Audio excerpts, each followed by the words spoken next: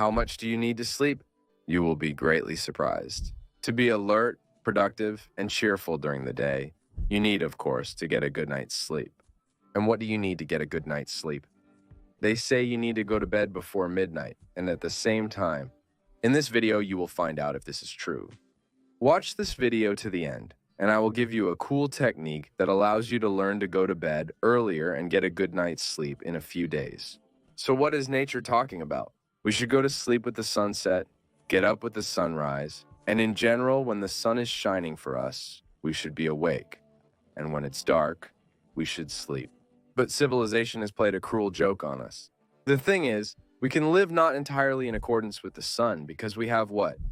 Electricity, which can fully replace the sun for us. Moreover, if before these were so-called incandescent lamps, and the brain could somehow distinguish, here is how this lamp shines and how the sun shines, then with the advent of energy-saving lamps, halogen lamps, and with such a high color temperature, it is measured in kelvins, let's say, 5,500 kelvins, 6,000 kelvins, such a bright white office, blue light. So the brain began to perceive this light exactly as sunlight. And what happened? We began to depend less on the sun and more, forgive me, on the switch on the wall. Or, so to speak, some kind of illumination where we come to the office, to work, or some other place. Why am I saying all this? If we assume the concept that you need to go to bed before midnight, well, because melatonin starts to be produced, and accordingly, deep stages of sleep begin.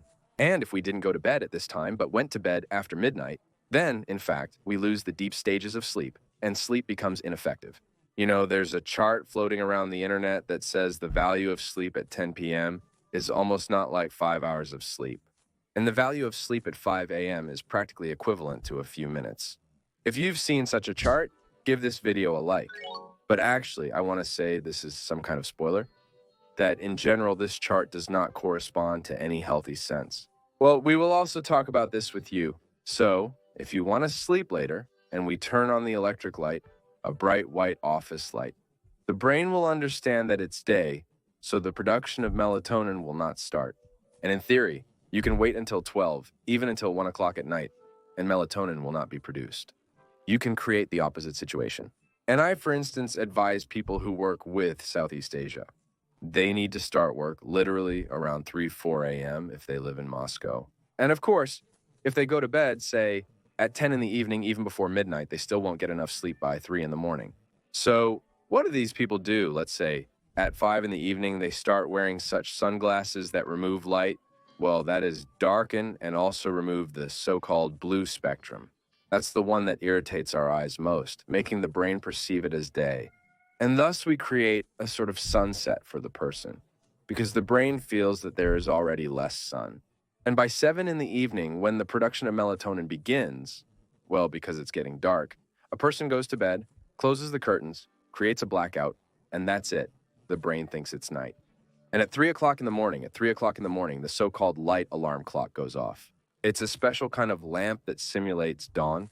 It begins around 2:45, initially with a red hue, then progressively turning bright yellow, effectively mimicking a sunrise. Even if a person is sleeping, photons of light reach the brain through closed eyes, and the brain starts to think that the sun is rising. And by 3 a.m., the production of melatonin subsides, and a person wakes up feeling refreshed, turns on bright lighting of 6.5 thousand kelvins, which is this bright blue office light, and that's it. The brain thinks it's a beautiful day. And a person is physically living in Moscow, but on Hong Kong or Southeast Asia time. So his conditional night is from 7 p.m. to 3-4 a.m., and his conditional day is from 3-4 a.m. to, correspondingly, 5 p.m. when it starts to get dark. And by 7, it's practically the conditional night again. That is how beautifully we can deceive our organism with the help of an external artificial light source. The next extremely important time for us is actually the time of waking up and the beginning of our physical activity. Well, here's a classic situation. Cows begin milking at 4 or 5 in the morning, correct? And, like it or not, it's a working holiday. And you have to get up at 4 o'clock even if the sun hasn't risen yet. And the milkmaids don't set an alarm because they get up at the same time all the time, and it's enough to get up at the same time for 2 weeks, and the production of hormones various processes in the body adjust to this wake-up time. And accordingly, a person will start to feel sleepy earlier, well, there at 7-8 hours, as much as he needs to sleep. And the same milkmaids go to bed early enough, there at 9-10 o'clock in the evening, well, to get up at 4 in the morning accordingly. But there is also another situation. And let's say I have such a category of scientists, artists, who are pronounced owls. Indeed, if one sleeps at 2-3 a.m., their sleep quality plummets, deep sleep phases are lost, and they end up feeling exhausted and unwell. In reality, they have no faults. Why? What do they do instead? Let's say until 1 or 2 at night, they are in a well-lit, bright enough space, and the brain thinks it's daytime. And they are active, they are working just fine. Then they dim the light a bit for about an hour more, and the brain thinks that the decline starts at 2 o'clock in the morning. By 3 o'clock in the morning, correspondingly, melatonin is normally produced. A person goes to sleep, closes the blackout, and sleeps until 10-11 o'clock in the morning in the blackout. The brain perceives darkness as night. And accordingly, this particular person has a wake-up call at 3 o'clock in the night and gets up at 10-11 o'clock. And in fact, he lives according to this regime. And all hormones, the production of all hormones, is adjusted to this regime. That is, we can adjust our circadian rhythms earlier or later. Well, for example, if a person flew to Vladivostok from Moscow, and there where it's up to 12, after 12 a difference of 7 time zones. But still, it turns out that if a person flies east, yes, it will be hard for him, there will be jet lag, but it will be approximately a week to 10 days of such a transition period. But in the end, he will adjust to Vladivostok time.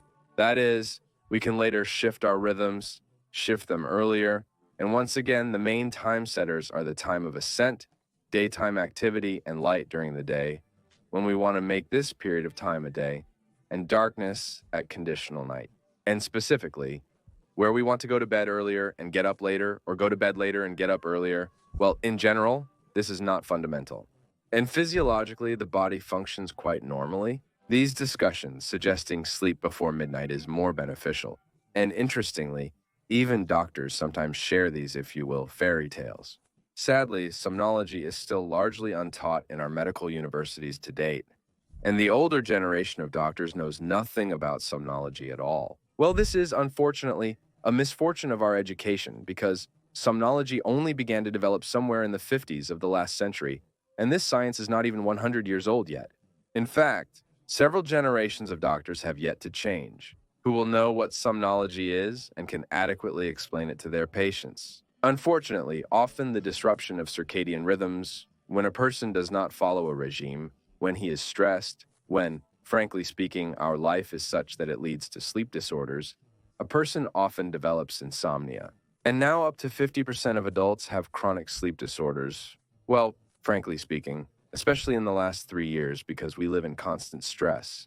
And this leads to the development of chronic insomnia. I implement a very effective program that allows you to effectively get rid of insomnia without side effects in a month and a half. In the description to this video, you can find a link to this program. Be sure to read it. And if you have serious problems with sleep, reach out. I can effectively help you. I also read on the internet that there are different phases of sleep, and that the deep sleep phase, it's from 23 to 3. What's the source of this information, and what determines the sleep phase? Indeed, sleep for us is a complex process involving stages, cycles, and phases.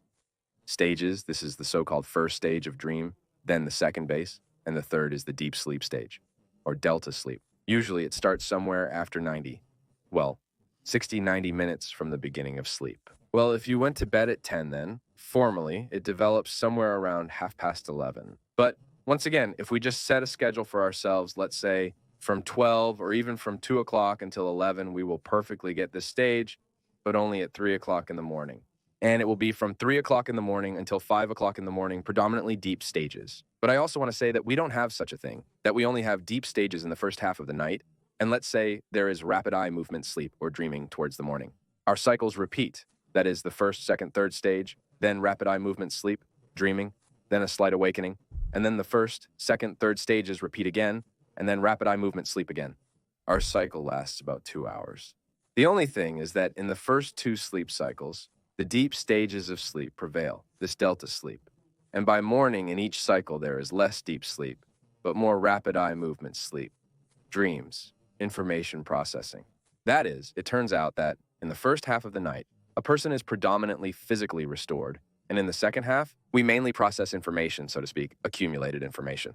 But this does not mean that they are not there later. Indeed, they concentrate, deep stages of sleep, in the first half of sleep, but this does not mean that they necessarily have to be before 12. Again, if we set a stable schedule for ourselves from 2 a.m. to 10 a.m., your deep sleep stages will be beautiful from 2 a.m. to 6 a.m. Regardless of your bedtime, maintaining a regular schedule is key. What is your sleep schedule? And overall, how do you feel about it? And do you believe that sleep before 12 is more beneficial than after 12? By the way, if a person believes, then usually his feelings can correspond to his belief. Sometimes one might think that going to bed before 12 leads to beneficial sleep, but fear that sleeping after 12 will have negative effects. Such a self-fulfilling prophecy or self-conviction, a person can really feel bad, but not because he actually feels bad, but because he thought he felt bad, the so-called nocebo effect. A placebo effect is a type of beneficial effect. And there's a nocebo effect when a person thinks something will harm him, even though it's a sham, it actually does harm. So try not to worry about whether you go to bed before 12 or after 12.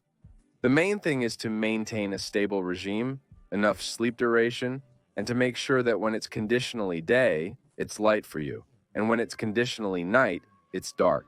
And then everything will be perfectly fine with your sleep stages, sleep cycles, hormone production, and you will get a good night's sleep. And as promised, I want to talk about the technique that allows you to learn to fall asleep earlier. Usually, what does a person do if he decides that yes, somehow he needs to go to bed before 12, for example, because he read somewhere and decided to change his routine? He says, okay, starting from Monday, I will not go to bed at 2 a.m., but at 10 p.m. He goes to bed and can't fall asleep.